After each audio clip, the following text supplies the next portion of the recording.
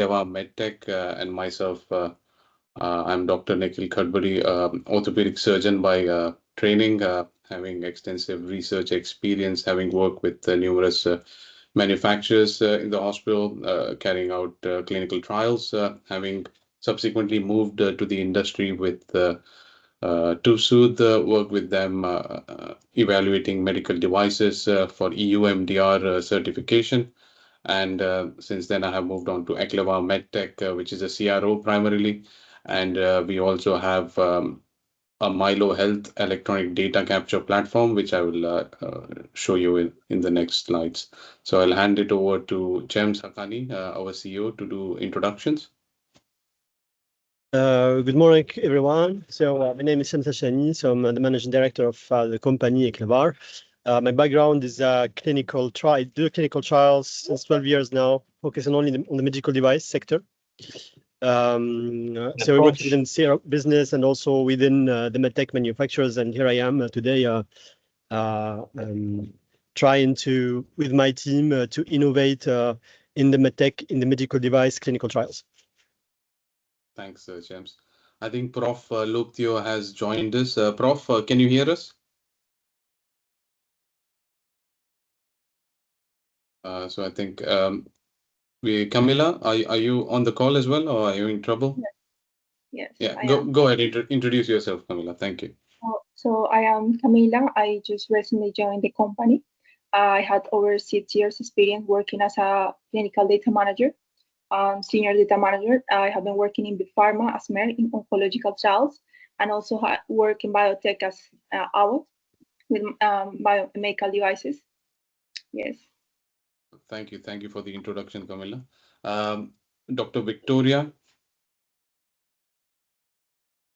I think Dr. Victoria is having trouble. No, Hi. Go ahead. I made it. You made it. Okay, thank you for that. Apologies, and thank you for the invite to be here today. So my name is Victoria Cavendish. I'm the owner of a small consultancy, medical device consultancy. I've been in and around the medical device business for, oh my gosh, 25 years plus now, so it's been quite a long time.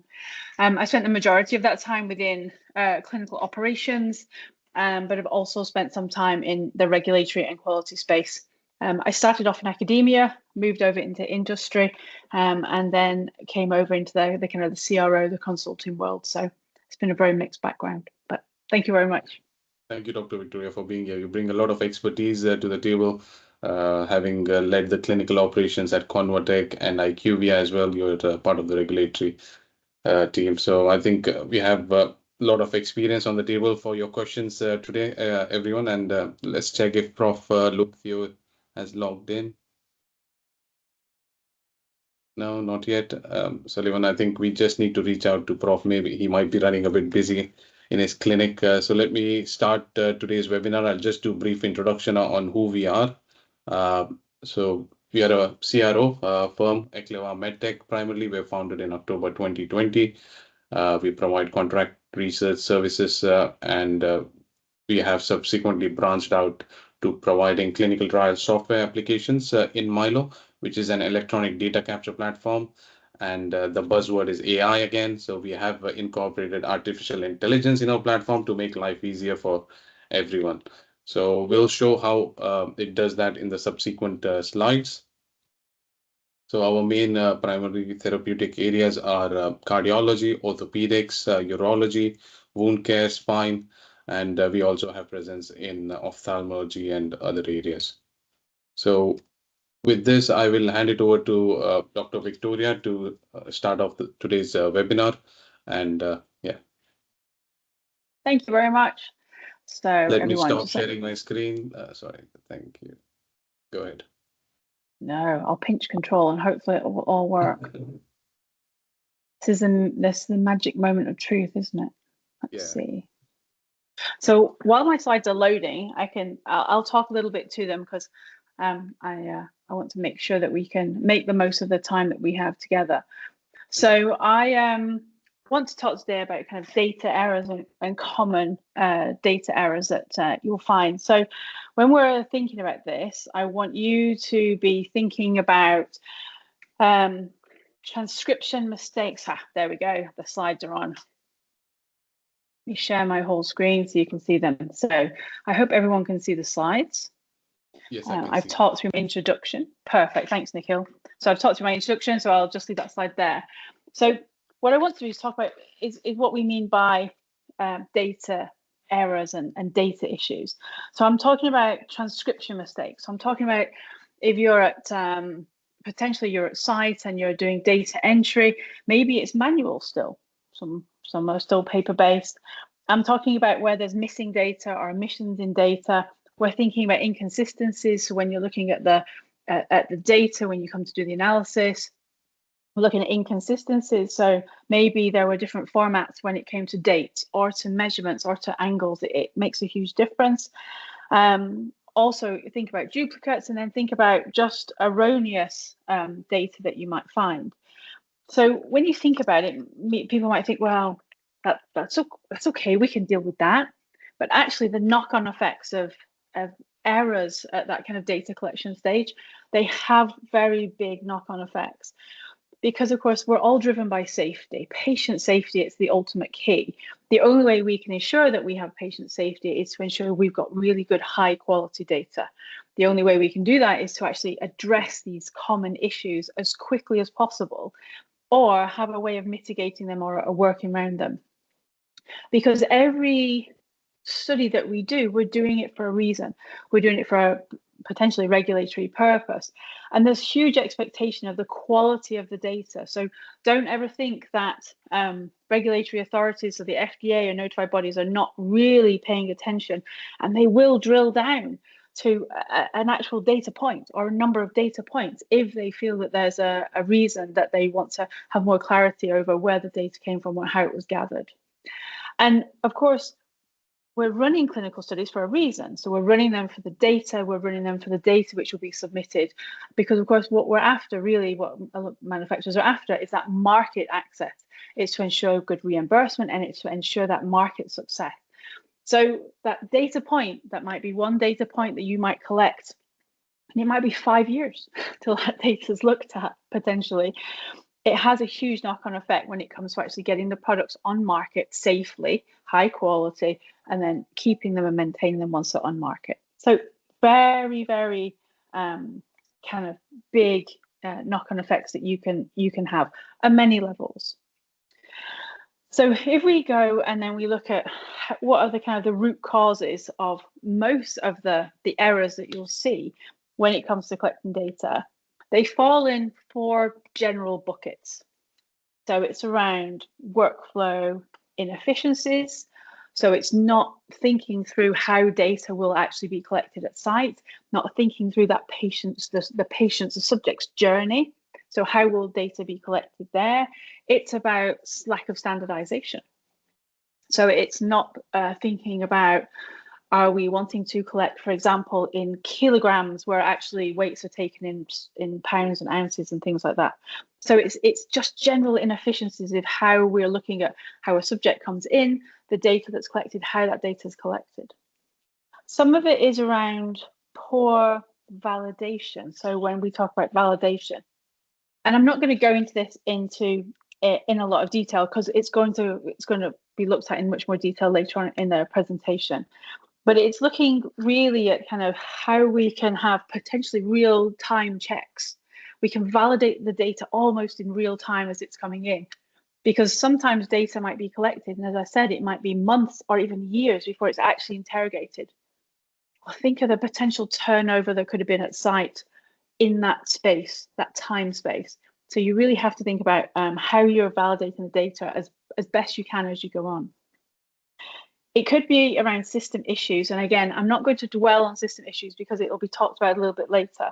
But when I'm talking about system issues, I'm talking about potentially the design of the EDC, so the electronic data capture system. I'm thinking about how systems link and integrate and talk to each other. So we have to be very aware of that. And then we also have to think about human factors, because at the end of the day, on the whole, currently, this data is being collected and there's a lot of people who will touch the data. Now, by touch, I don't mean manipulate. I mean, but actually touch the data from when it's collected into a patient record to when it actually comes into the clinical trial. So think about, you might be working with site staff who are looking after 5 to 10 studies. There might be general fatigue within that team when it comes to collection of data. There might be distraction. You've got 5 to 10 studies, and then you've got clinic work on the side of it. There's an awful lot going on there. And again, this will be talked about a little bit later. And it could come down to something as simple as lack of training. About, as the team who are designing the study, there hasn't been potentially enough thought given to how much training there might be for the various individuals who are going to touch the data once from kind of collection to analysis. And there's just an example, there's a real knock-on effect that this can have.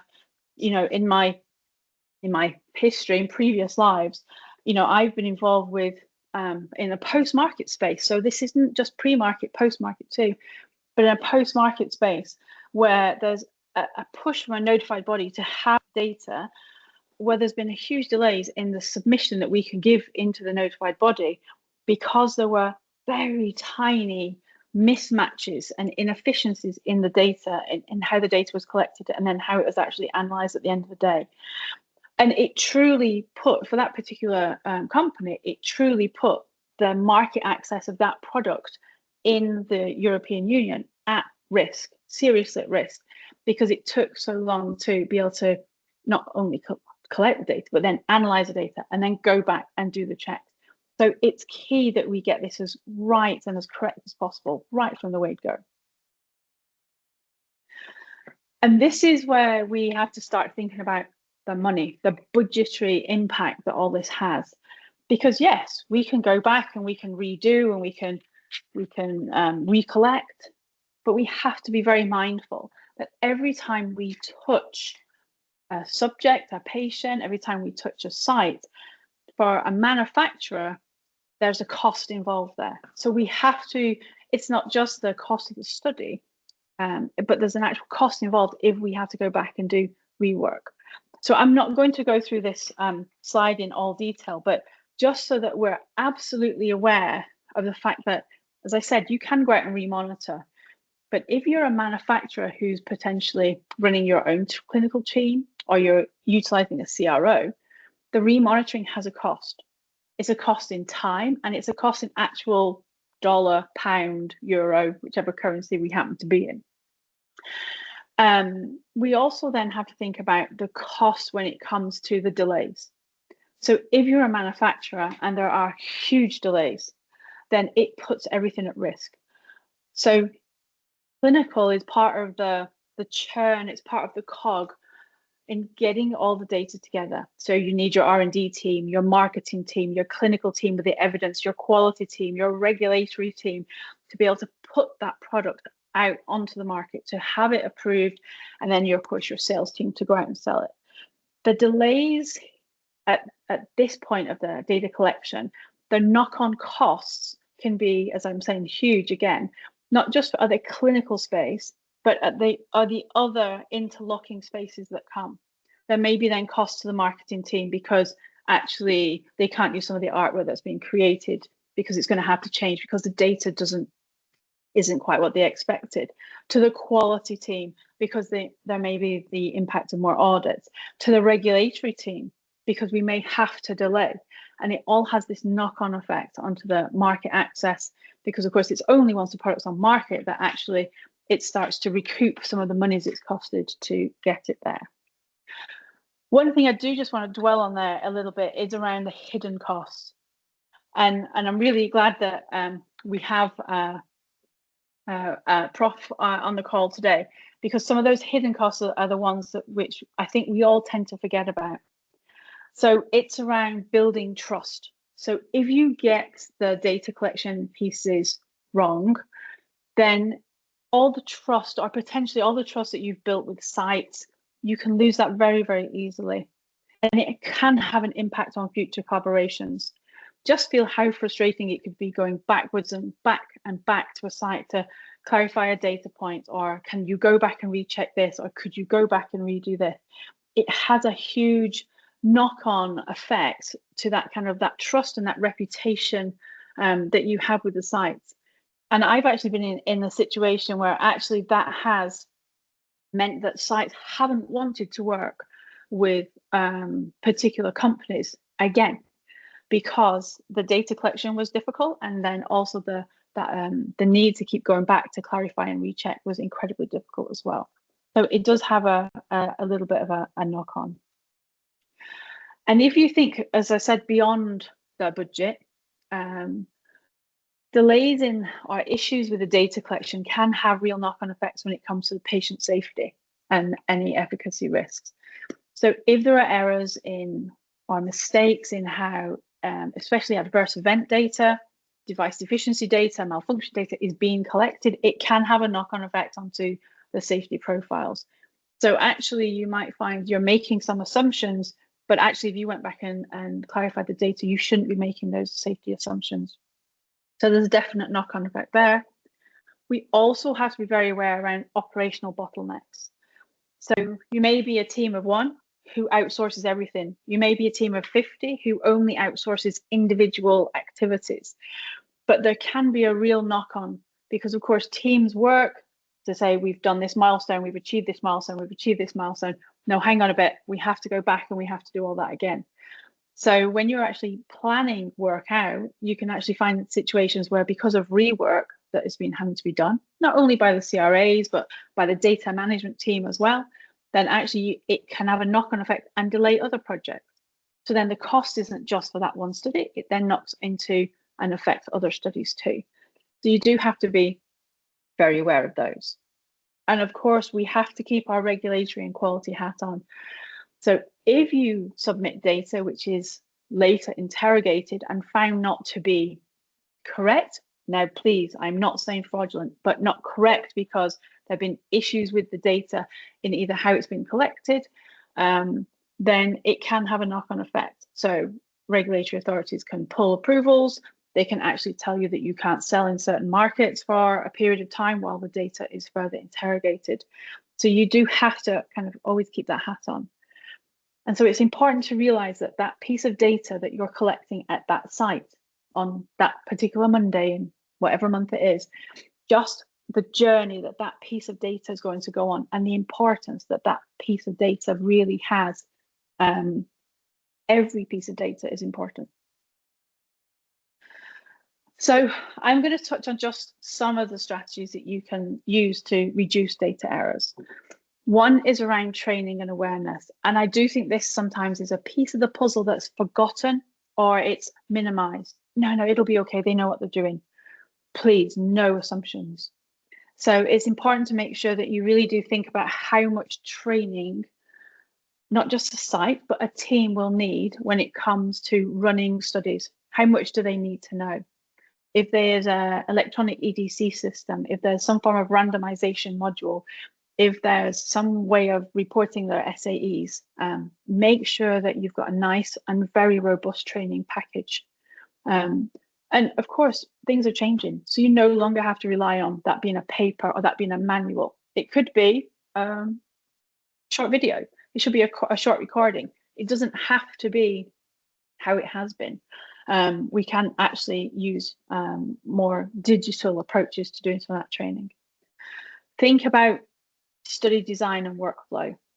So I've worked on studies in the past where actually a data collection, now it was on paper, so that will give you an idea of how long ago it was, but a data collection folder was almost 300 pages. Sites were regularly missing certain data points because we hadn't thought about the sequence. We hadn't thought about this patient's journey once they came to a site and what happened to them and when. And so we had misstepped some of those pages, which meant that often we had missing data.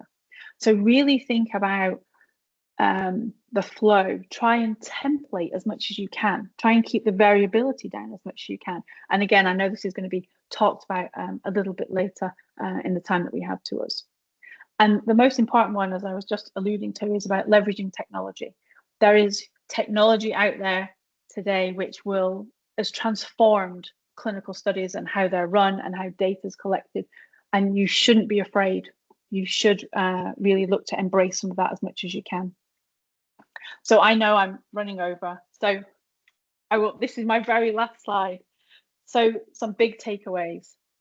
The data entry. It's when your data manager comes to you and says, hey, can we check this? It's not an inconvenience. There are real, true knock-on effects that those individual data points can really have. The more you can plan, the more you can actually look at them early. It's almost like running a kappa, but a pre-kappa on the data collection. The more you can plan up in front, the better it absolutely is, because then ultimately it'll get you to the end faster and probably more efficiently than you thought it would. So those are my takeaways. Again, thank you very much for allowing me to be here today, and I'm really interested and excited to hear the other presenters. So thanks very much, Nico. Thank you, Dr. Victoria. I think was really very insightful, all your experience in data capture, having been involved in so many clinical trials and studies. I think was clearly seen that you have seen where the issues are, and thank you for pointing them out. Camilla, I think can you proceed with your talk? Yes, of course. Thank you. Let me share the screens, please.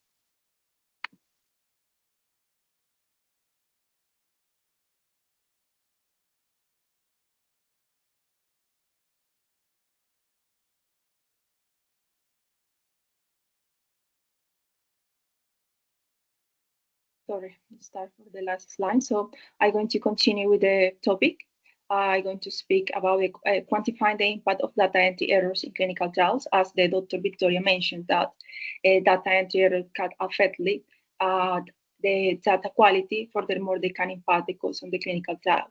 So here I had some studies that prove the risk of the data error. So first, sponsor spends 30%. This is according to the clinical, the Center of Study Drug.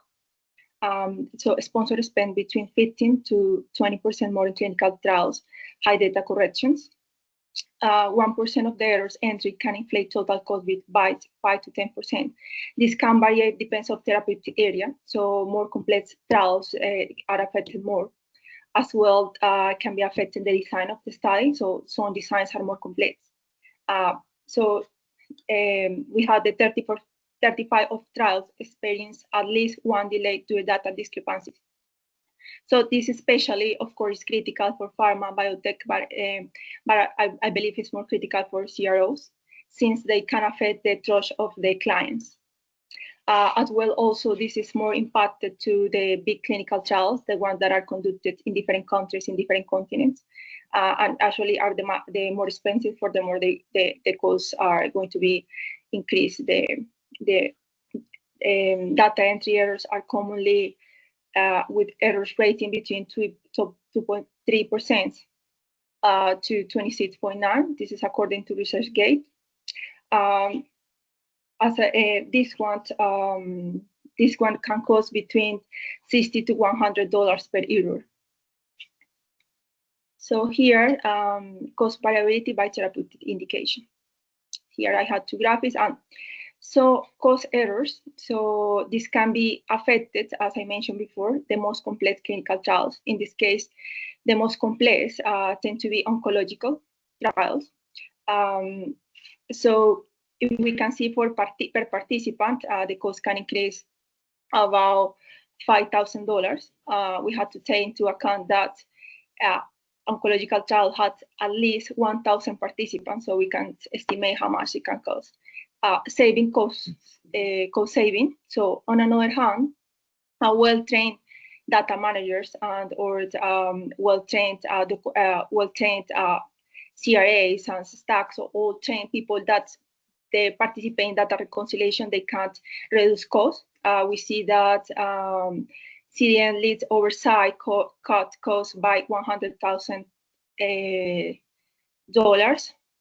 $120,000 in oncological phases 1 to phase 2 and 3. So here we had two graphics. So the first one, we can see the estimate cost of data inconsistency per participant by therapeutic area.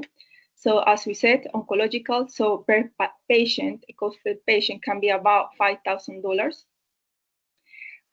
This can vary about the indication. So prostate cancer can cost more like that. Bladder cancer, it depends also the complexity between the indication inside the therapeutic area. In relation with dermatology, which it costs $1,300 per participant.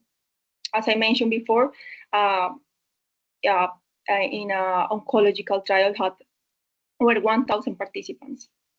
So we had the second graph, which is the average error correction cost by indication. So a single cause can in oncology can cost $100. So when I say a single cause, a single inconsistency, a single queries.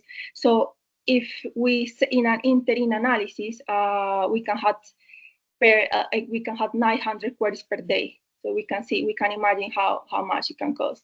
Cardiology, $75 per error, and dermatology, $60 per error. So, sorry. Here, we're going to see the clinical data quality monitoring, the best practice to minimize data entry errors. I'm going to mention some data quality strategies. So the first one, which is very important, is define data quality measure. By that, since at the start of the clinical trial, we had to set what is the error acceptance. We're going to see that in oncological trial, for example, the error acceptance is between, in companies like Merck, or is about 2%. So 98% of data should be perfect and cleaned. Of course, it doesn't have to be in all the trials. There are some clinical trials, and the 80% and 90% of data clean is okay.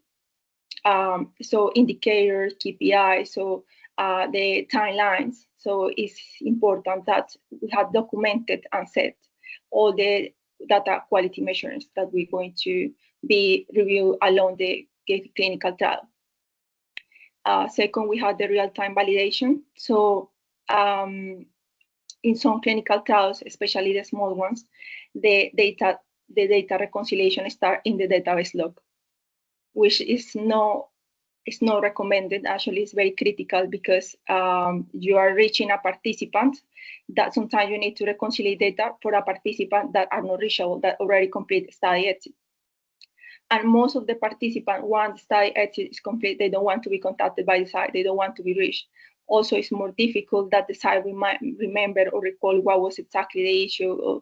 So it's very important since the first data entry start, like we start doing the data reconciliation. By data reconciliation, it can be, this is set, it can be weekly, bi-weekly. In a small clinical trial with like a small number of participants, it can be monthly. So monthly, the report has to be run. There has to be a manual reconciliation. It has to be an escalation. So this is what is more important. Even in big pharma, so in big pharma, which had a short, like a 4 months or 5-6 month clinical trial, and after they do it in a year, like when we end, is 1 year later they're doing the data reconciliation for participants that they are not able to reach. So this data will remain inconsistent or miss. Data quality monitoring. So it's very important to do quality checks. If it's no, it could be done trimestral or every 6 months. It depends of the needs of number of participants, the complexity of the clinical trial.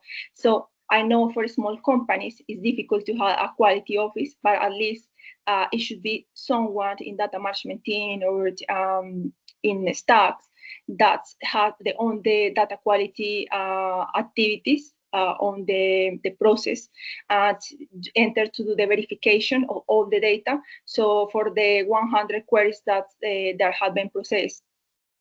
But data management, so in some studies, medical monitoring to queries, also do data reconciliation, safety. So of these queries, which percentage we are reconciling 100%, we are reconciling the queries well, the quality of the data, like we are doing we are accomplished with all the criteria that we set in the quality protocol. For interim analysis, well, not all the protocols, not all the studies had interim analysis. Just sometimes it just goes with the database log, as I mentioned before, and that I believe is understandable for clinical trials with small participants and they last just a couple of months. However, interim analysis for the middle size studies, it should be a must, because it's the precise moment when you can't find issues, that when you can find a pattern. And so you find a pattern or a repetitive issue that the site is committing a repeating error, site having certain difficulties in complete certain ECRF or certain information. We had to do a retraining, we had to create SOP. So after we finish the interim analysis, we can do an analysis, what was missing, what was the size that really had a challenge. And when we say the size, when we had clinical trials in different countries, in different continents, there are always certain size and certain countries that they have more difficulties, more challenging filling the data properly. So we need to pay, really is the moment in an interim analysis that what we can't pay really attention to that size, to that issues. So I really recommend it, implement an interim analysis if you believe that this is a hassle, because it implies extra monitoring visits, and an interim analysis cost also imply an extra cost. You can do just a safety or efficacy interim analysis, so they're just going to enter this critical data. So, but it's always recommended. This can really reduce the number of errors. Query management and resolution.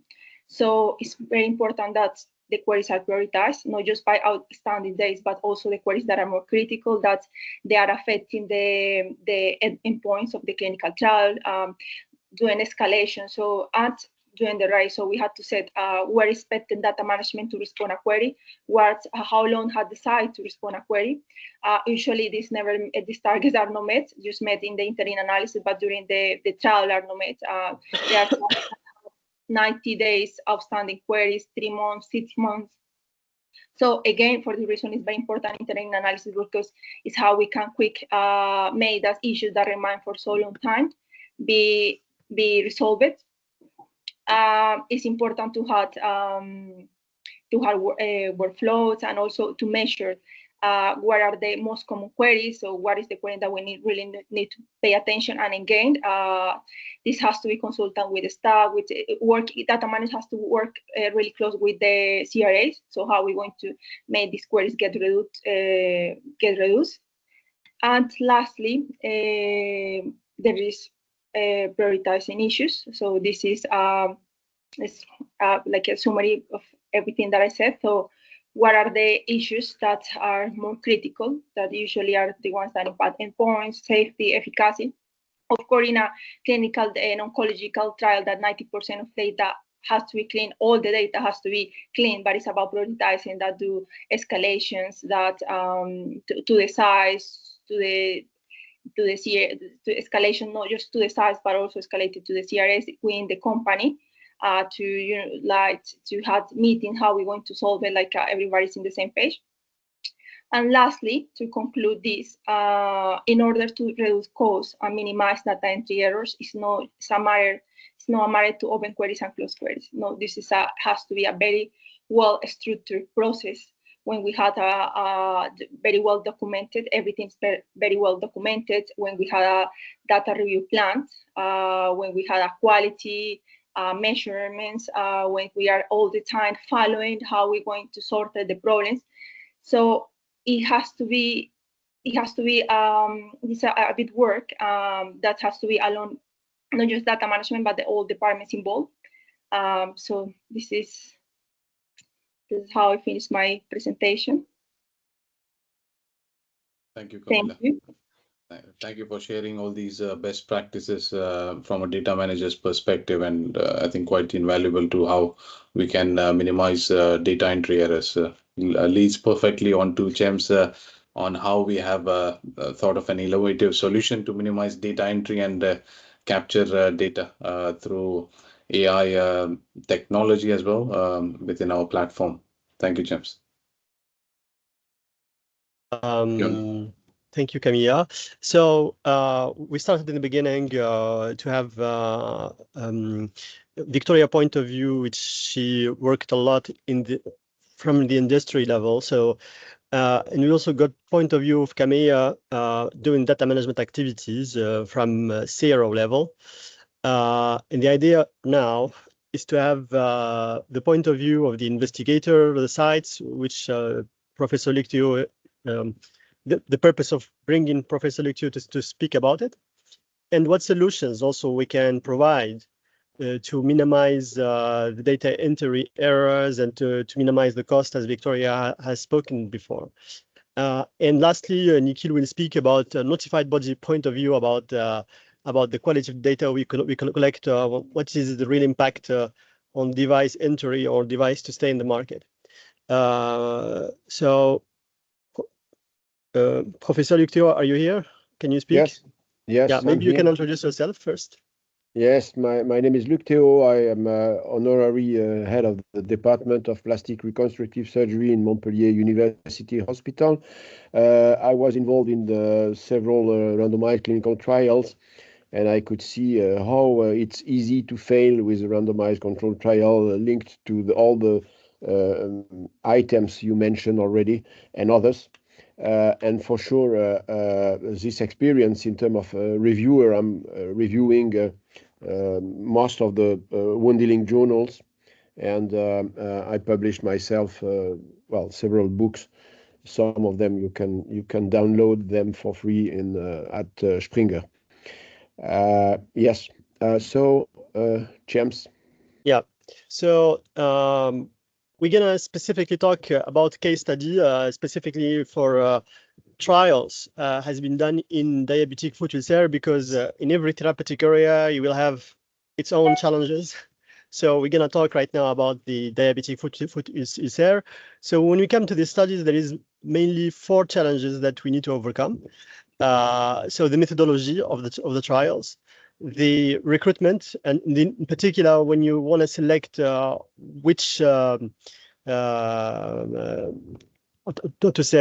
which wound diameter you would like to include, and if is it easier to find within the hospital or maybe in the city, and then the data interpretations, and lastly about what the reasons why sometimes it's difficult for the sites to transcribe the data that has in their EMR system into the EDC. So maybe Prof. Lictio, so I'll let you give us a little bit from your past experience.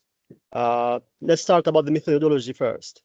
What you can tell us about that? Yeah, the methodology first. Methodology is really a critical moment, because diabetic foot ulcer is you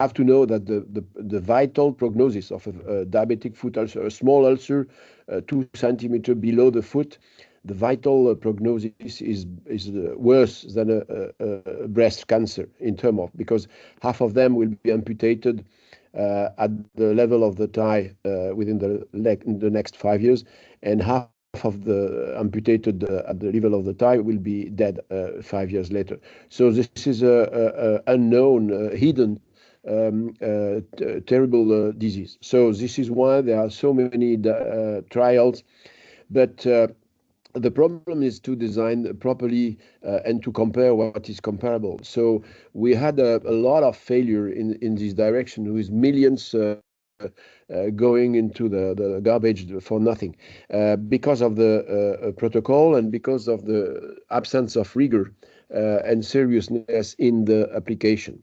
So it involves personal manipulation.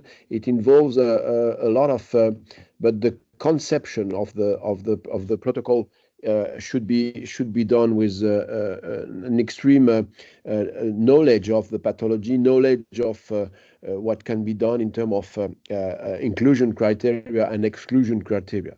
And don't mix. I remember 2 stories. One was the enthusiasm of some Japanese companies for a growth factor that could be applied but the protocol was to apply them like you apply salt or pepper on a dish.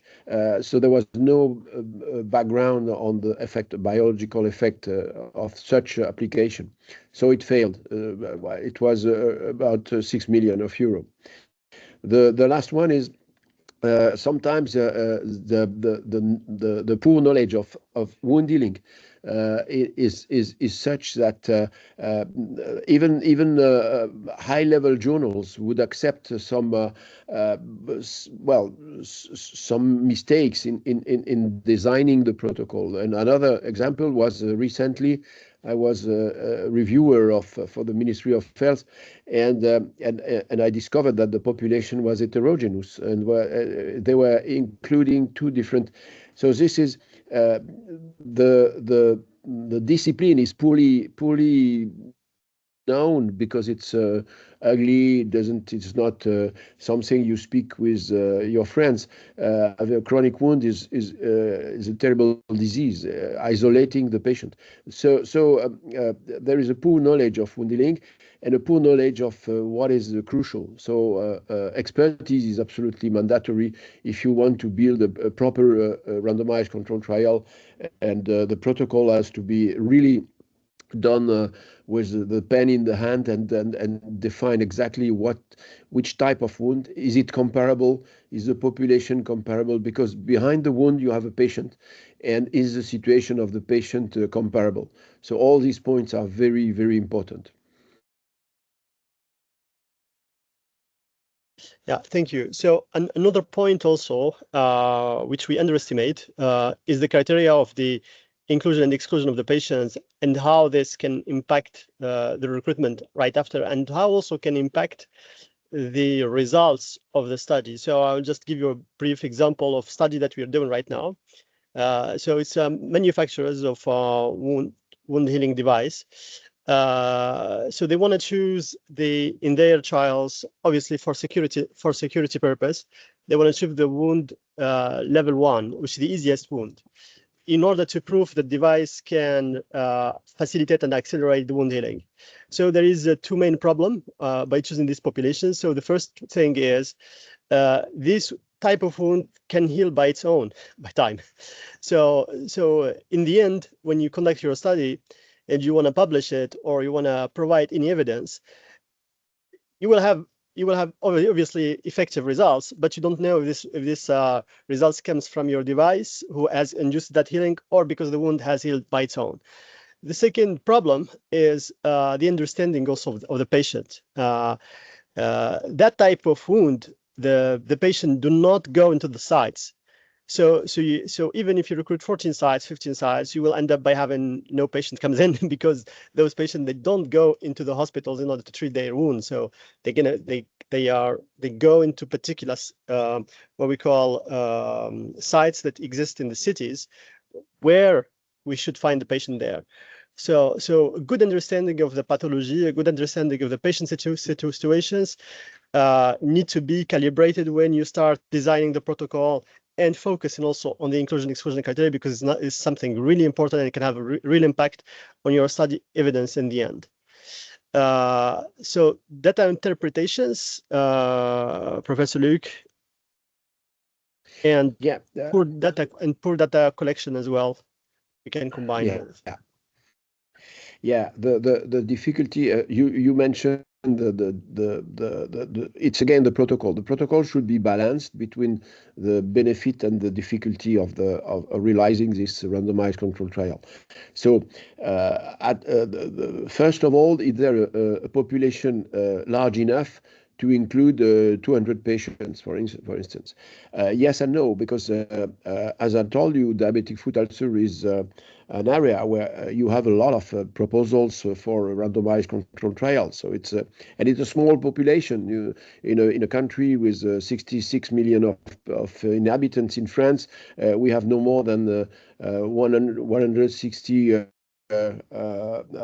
thousand diabetic foot. So even if it's increasing, so there is a kind of high traffic on the diabetic foot, and it's difficult to find the patients, even if they are well defined. As you said, if you try to apply something and it is not a benefit at the end, it doesn't make any improvement. The problem is of single versus multiple wounds is not a big issue, because you choose one, the PI will choose one, and the one will be evaluated by itself. For the others will not be evaluated. So this, and you have about around 15% of multiple wounds on this diabetic foot. Concerning the data interpretation, this is also something which is a source of inconsistencies, because you should define all items. So the classification, there are many classifications. So if you choose the Wagner, it's not the Texas, and so and so. So you define exactly, and words are there, validated. Most of these classifications are validated, so you know exactly that there is an exposed bone or an exposed joint. The wound is large in terms of centimeters. You know exactly the volume. So everything is classified correctly. Then the choice of the comparator is something which is also very, very important, because if you choose a comparator which is weak, you get. But at the end of the day, in our country at least, you will not get reimbursement, because they will tell you, well, what else? You demonstrated that you are better than Tulegras, and it doesn't show any large improvement. So the classification of your improvement will not be enough to get the reimbursement. So you have to choose the characteristics of the patient. If the patient is weight bearing, you should have for diabetic foot ulcer something to protect the weight bearing and to prevent, because he doesn't feel anything in his foot, so he is feeling a stop at the level of the knee. So you can cut him a finger without any anesthesia. So this is something which has to be comparable in terms of compliance of the patient. The other item is vascularization. Is it correctly vascularized? What is so? I could define all the items, but it will be too long. So you have a lot of difficulties comparing two populations which are comparable, and this randomization limits these difficulties in randomization, limits your capacity to compare. And this is a real problem in all types of wound. It's for diabetic foot ulcer, but for leg ulcer or for pressure ulcer, it will be the same. Yeah, thank you very much. The last point is, in order to understand we want to understand the point of view of the sites where it comes into the data entry. So currently, the clinical trials are getting more and more complex than before. We have more and more data, but from the other side, like the sites who doing the job, like who transcribing this data from, for example, from the visits and the data that exists in their system, or the data that the patient that comes in with the documents. So it takes time. It takes 30 to 45 minutes per patient to do. And it seems like not really difficult, like for us, which we don't work there because we don't understand that the investigator, the coordinator, they only have 15 minutes per patient to do, and from 15 minutes to 15 minutes, we have like only 2 minutes to write the information and the draft, only draft, and they have to do it and validate it like by night, 3 days or 4 days after. This is the pressure they have and the time they don't have it, and cannot discuss also about like the turnover that people change every 6 months. So maybe Luc Theo can give us a little bit from your experience, how like these difficulties, how it can add on into not having enough time to verify the data we enter, to verify if there is like any inconsistency, and therefore we're going to have like the impact that Victoria and Camilla has described before on the clinical study and the impact on the economic as well. Yeah. This is another very hot topic because most of the time you choose a center because the head of the department is well known, has published many papers, and is famous. But this guy is overbooked, and he will never be the guy who will do the job. But you have to define and to get in responsibility somebody as a doctor that will be in charge of.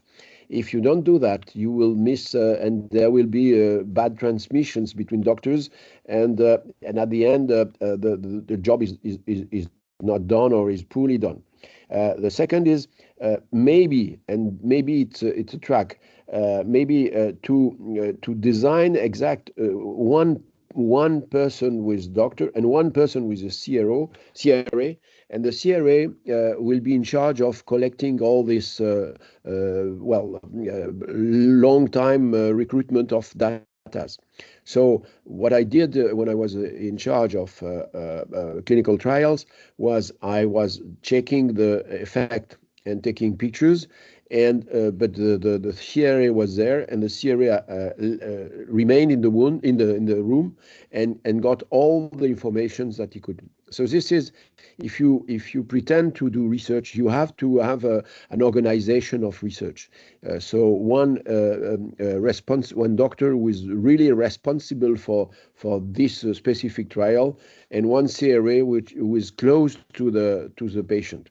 If you don't do that, or if you cannot do that because your patient is far away, you can, and we start with that, we can use telemedicine as a surrogate for coming. When you don't have to apply a specific product which is not applicable everywhere. So again, there is some pathway to improve the data collection and to follow accurately your patient. Thank you very much.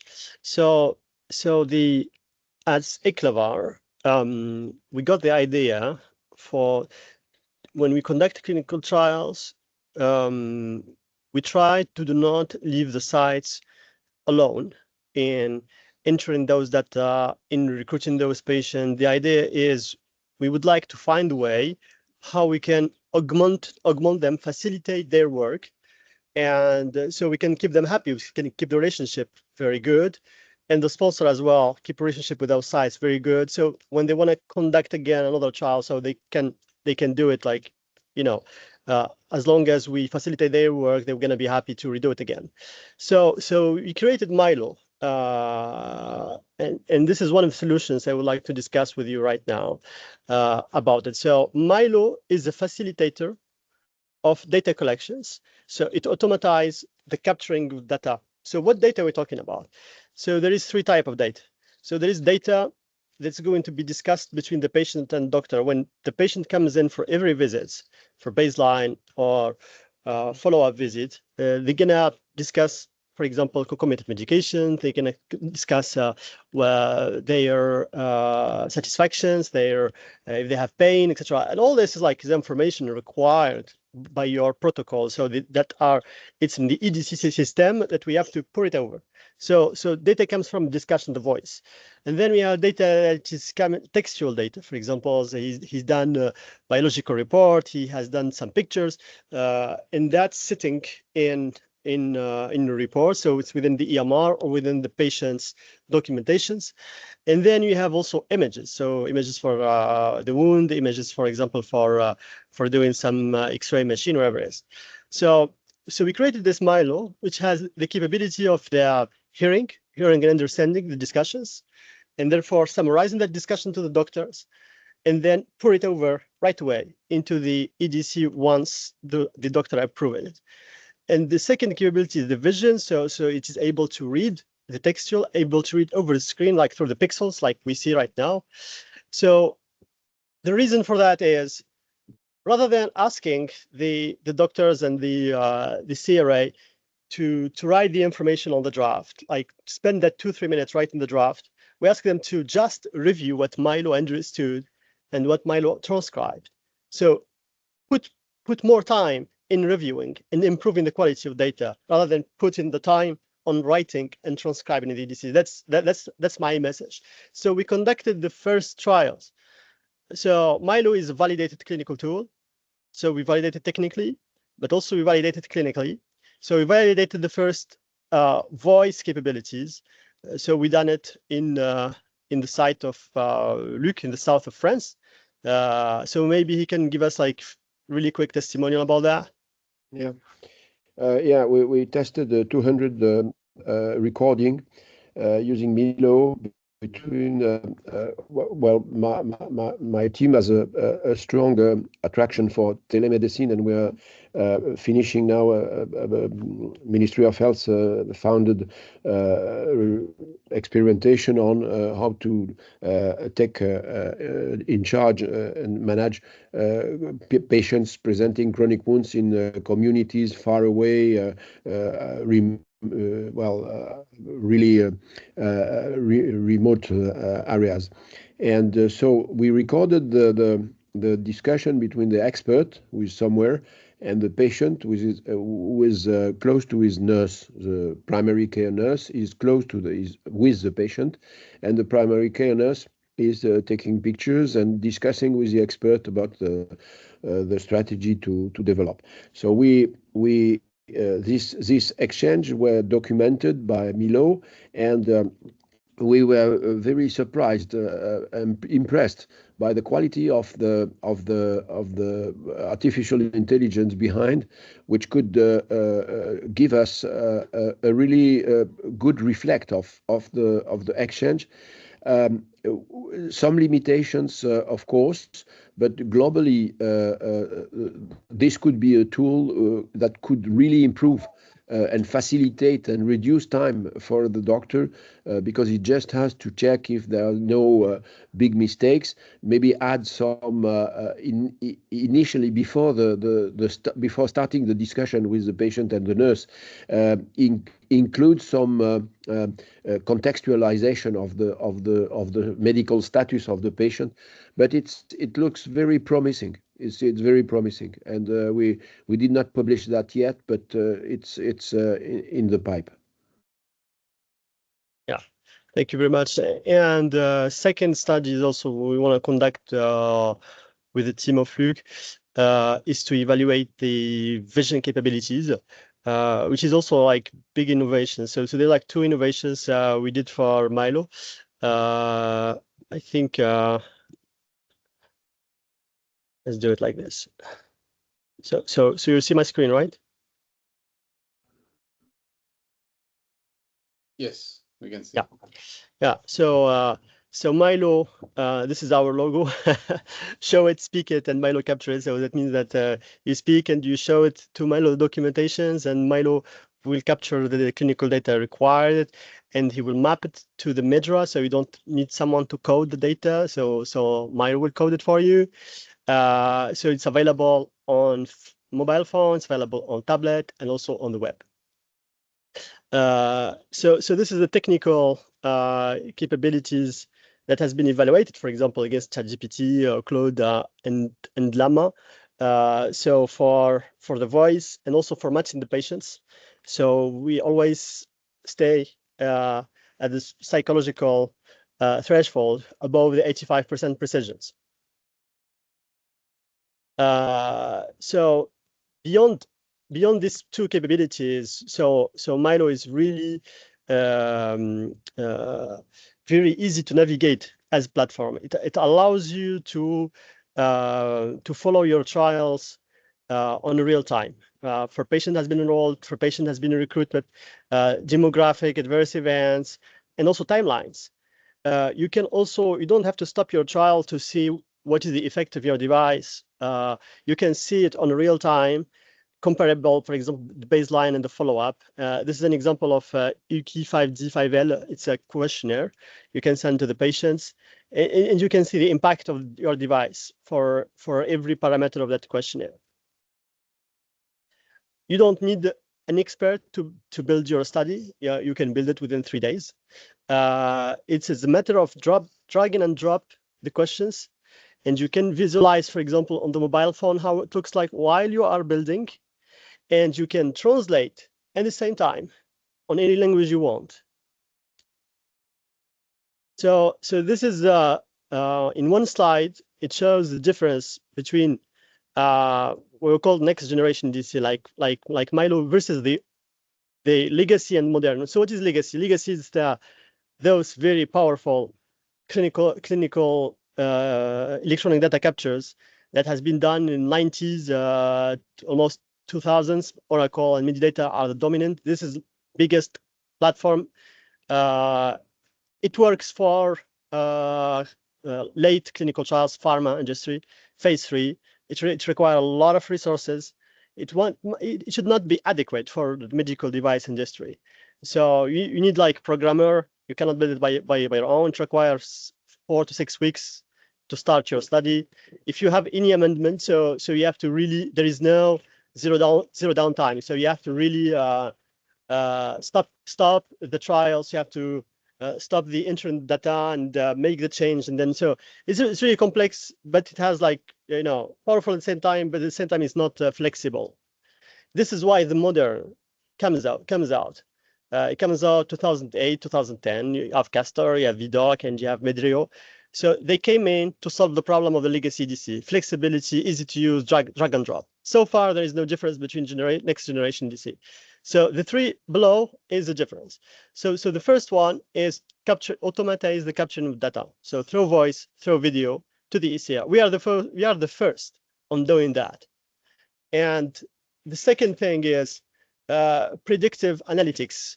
So we're moving away from just describing. For example, we have like a lot of queries.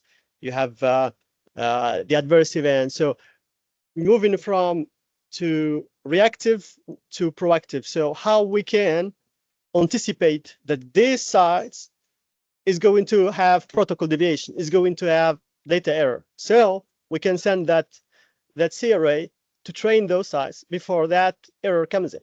So this is the idea.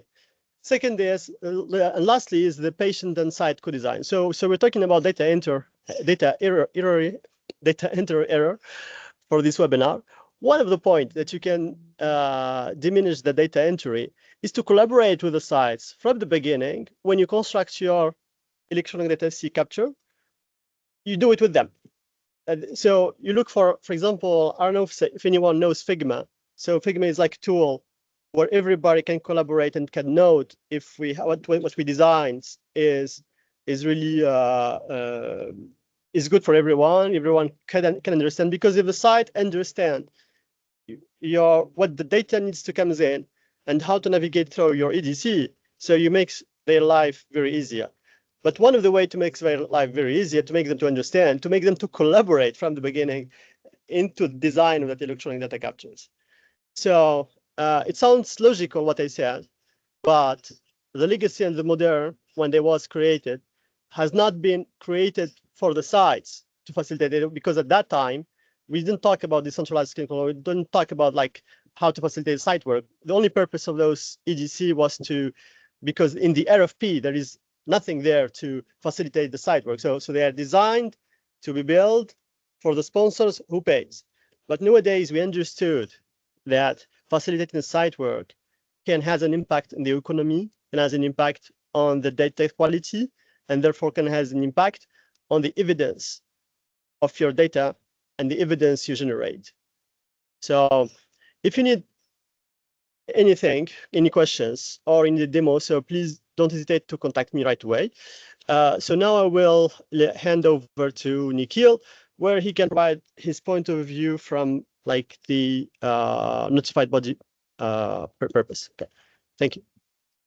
Thank you, James and Prof. Lukthio. That was an excellent sort of practical insight into what the PIs or the investigators are facing, and also how you have innovatively come up with a solution to counter some of these issues.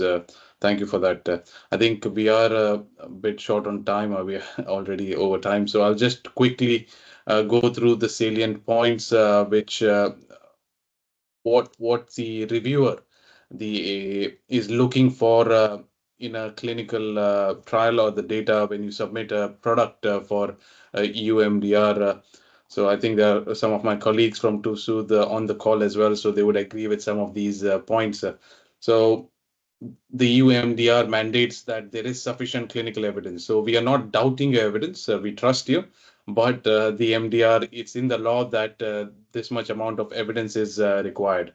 So it's in Article 61, Annex 14. So what is the main question the clinical reviewer is asking? Is the device safe and it performs for the exact indications? So these are some of the questions which the clinical reviewer needs to answer when they are looking at a particular device. So how we do this? So it was a very systematic process. Then we look at the clinical investigation reports, the evidence provided, some of the literature, if there are articles on the device as well. So we look at the validity of the data and the methodology. So how we do this is I have a sort of a solution come up with my own sort of trick to do this. It's called a 3H test. Basically, we look at the head count, are the numbers matching throughout the study, say particularly in a clinical investigation from the start to the end. So it doesn't, the numbers don't change from 120, say, to 118. So is the head count the same throughout the study? Are there any holes? Is there any data missing? And is there a gap analysis or any has this been accounted for, any missing data? And is there a trail on that? And have there been queries raised on this data and they have been solved? So that's the second one, H for holes again. And then the hazards, which is serious adverse events. So are they in line with the device and similar devices on the market? Say, particularly, it shows your device has a very low incidence of a particular adverse event. So, something's amiss, which is not right. So these are some of the rough parameters. It's just like a map for us to work on, but obviously we'll look at it in more detail and scrutinize. But that's something. Then the third option is data integrity. So we have to measure whether the data is measuring the right thing. Say you are looking at a wound care product and it's not looking at the healing rate, but instead at a functional score. So you need to match all these. So whether it's actually looking at what it's claiming, whether the data is complete and it's traceable as well. So one of the other things I forgot in the scientific validity is there a fair comparison for the data? So it's, say you're looking at a spinal implant, you're not comparing it to something when the patient does not have an operation, which doesn't make sense. Obviously, you need to compare it with a similar device or a state of the art device. Is the study size big enough? So actually, is 20 patients big enough to say 20% improvement is significant? Or do you think the sample size should be a bit more? So these are some of the answers or questions which we are answering when we look at a clinical investigation report or literature. So all this drives into a benefit risk. As you all know, that's the main question which we try to answer. Are the benefits more than the risks? And all the indications claimed for the device, are they being answered? Because it all leads on to PMCF, obviously. Like otherwise, you will end up with a very costly set of homework. You'll have to do a very expensive study if the data you provide is not of adequate quality. So eventually, this leads to delayed CE mark and higher cost.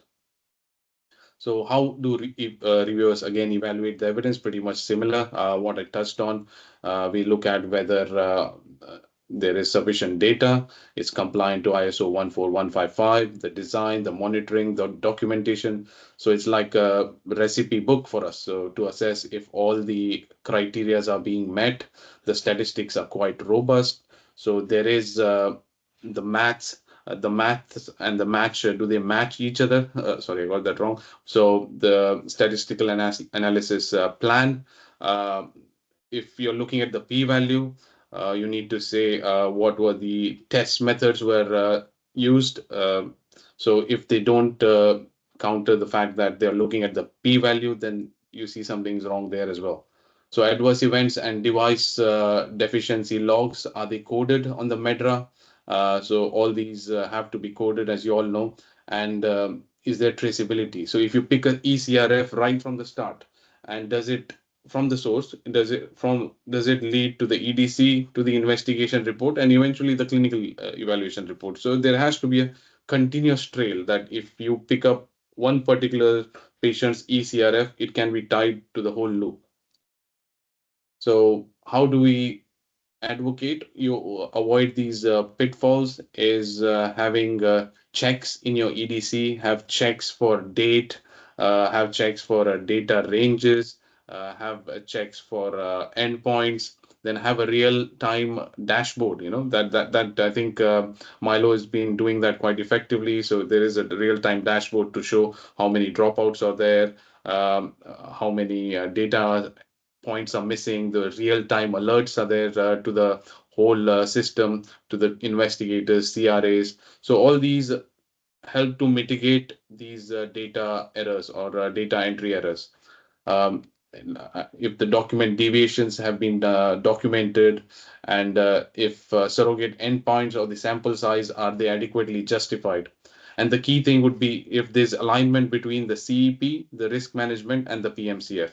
So the reviewer is looking at these things when the documents are submitted. So there has to be a similar set of data or claims across these whole documentation. So that guides us, and definitely like that helps us understand the product if the data is of good quality or not.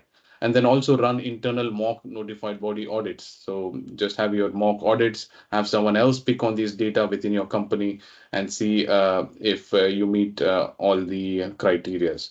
So I have a checklist here. So if you want this checklist, so you could reach out to me, or probably will send this at the through the slides at the end of the presentation.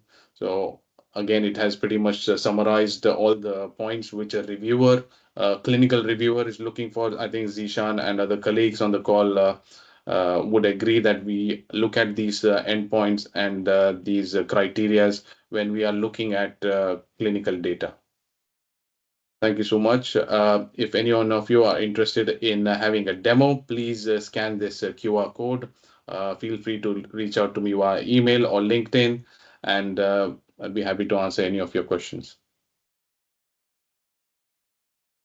So I think Zishan's question, I think Camilla and Victoria have kindly answered along with Prof. Luke Theo. Let's see if there are any additional questions in the Q&A. No. So I think if there are no more questions, we'll end the call. And thank you for being participating in this webinar. We hope to provide more interesting content. Feel free to reach out to us. Anything you are keen to talk about, probably a detailed clinical reviewer perspective on how data is handled. I'd be happy to go about it in more detail. Thank you, Dr. Victoria. Thank you, Prof. Luke Theo, Camilla, Thank and you. James as well. Bye-bye. Thank you very much, everyone. Thank you. Thank you. Thank you. The slides would be sent out. Thank you.